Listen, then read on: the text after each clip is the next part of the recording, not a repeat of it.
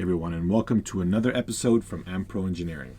This is a Tamiya Lancia Rally. This is 58040. It is the second of the ORV-based cars. I don't want to dive into the car's history in this video. What I want to do is clean it up.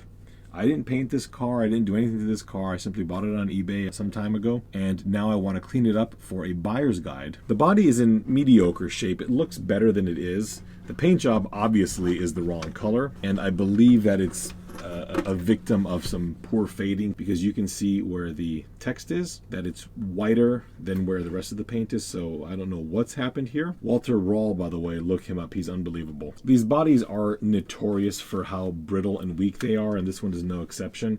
It was repaired here. In fact, when I was initially looking at it, you really can't see on the top, so someone did a pretty darn good job of it.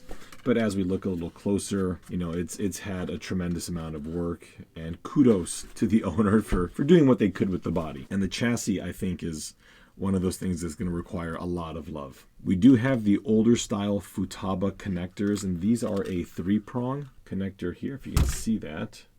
This receiver, as I've just noticed, oh my gosh. Hang on, eventually we'll get through. This is God, this is a mess. This is a 4-channel receiver, and judging by rudder, elevator, throttle, and ailerons, this is telling me that this is not a ground-based receiver, so we're going to ditch that. This car also came with the 380 motor, which is significantly slower than the 540, and as I recall, and I'm right, this car also does not have a differential. It has a standard spool. And we'll talk about that later on as to why the Brat and the Lancia Rally both had the spool, why the Frog had a diff, and ultimately why that was a problem. So step one is let's yank out the electronics, because we're not going to use that. As I was pulling out the electronics, I noticed these little switch covers here, and this is an interesting little tidbit because you used to see this pretty often on older Tamiya products. When these cars were equipped with a mechanical speed control, you would be able to kind of wrap the receiver in a balloon as well as the speed control, but you really didn't have to. And if the receiver had been waterproof, technically the vehicle would be more water resistant. So that was a big thing back in the day, where RC cars were kind of targeted toward more moisture resistance in the early part of the hobby, and that went away with the advent, or at least the popularity, of electronic speed controls. You also notice here that the receiver was actually held in with Velcro, and again, very, very common thing to do, because receivers were incredibly expensive, and oftentimes you would have one receiver for all of your cars. I know I certainly did, so it was quite common to see people Velcroing everything in. I do want to pull the motor, because that's probably going to be pretty grimy. There we go.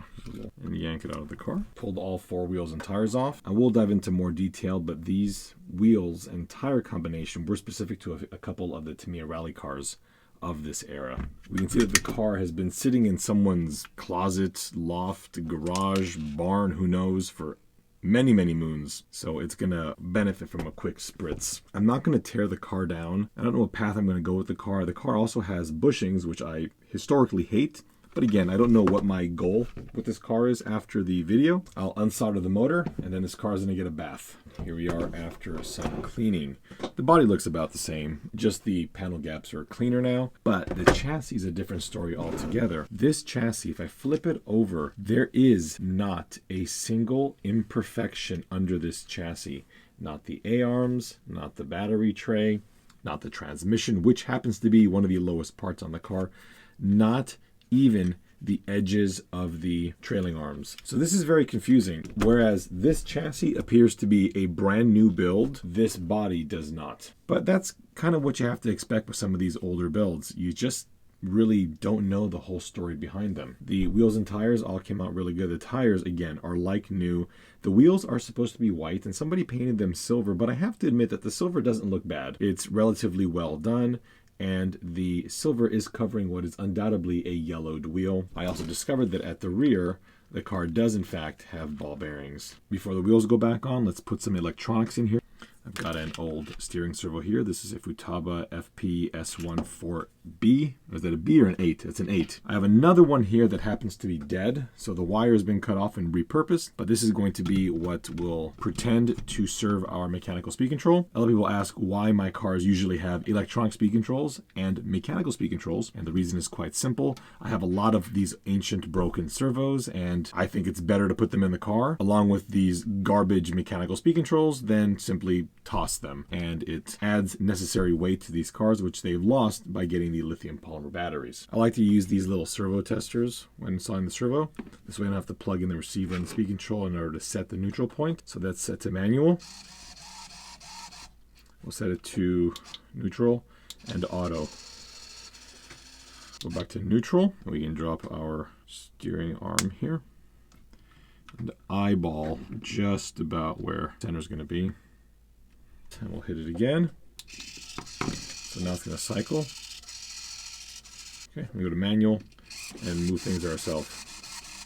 Back to neutral. I've installed this Novak rooster on this car, and it's quite common that I use this speed control on the ORV because it tends to fit perfectly right between the transmission brace at the rear and the mechanical speed control mount at the front. Unfortunately, it has a problem with wiring. So we're going to take this cluster and tidy it all up before we put the receiver in. The electronics are pretty much in. I still have to mount the on and off switch, but I just want to show you how I usually wire these ORVs up. They're always interesting because there's never enough room for things that you need. So the ESC is taking up a massive chunk of space. And again, it's an old ESC, but it's large. And I always end up putting the receivers underneath because why not? And not just on this car, but every single one of my ORVs is set up this way. To me, this is just a nice little space that is usually unused. And now we'll clean up the motor and drop that in. I went to mount the on and off switch, and I always like seeing things like this. We have a flathead screw here and an Allen head completely packed up with goo that I can't even get out with a scalpel. Tossed in the motor and soldered up the wires. This speed control had the Tamiya bullet connectors cut off at some point, so it was fine to just solder them on. I went ahead and installed the Ampro ORV antenna mount, and I had to modify it slightly because on this car, the body is mounted using this screw right here, and it has a sleeve to push it out, so I had to make the hole a little bit bigger. The car is operational now. I installed an old Futaba receiver. This is a FPR102JE. It's running channel 82, and I'm using an Airtronics or Sanwa radio. We'll turn the car on. Left, right. Let's give it some gas. There's a little movement here because the axle boots are a little bit stiff, but they're loosening up. Let's put the tires back on. All right, wheels and tires are back on. Suspension's working, not that it didn't before. Well, I got to tell you that the car got cleaned up pretty quickly and pretty easily, so I'm happy about that. I think that the body has to go on. I just realized this window is solid. So this antenna's on the wrong side. We'll just move it onto this side. But what I wanted to mention is that there's supposed to be a bumper on the front of this. It's not there. If anybody has any information on basic dimensions of the bumper, I know I can take some info from this. But obviously, while we're here, we might as well remake the front bumper. There's the car. Obviously, it could look better. It actually looks a heck of a lot better on camera than it does in person. But at least it's cleaned and it's operational. And now we can do our buyer's guide on the entire ORV series, which will be pretty comprehensive. So thank you all so much for watching. This was just a pretty basic video. I hope you enjoyed this, and we will see you very soon.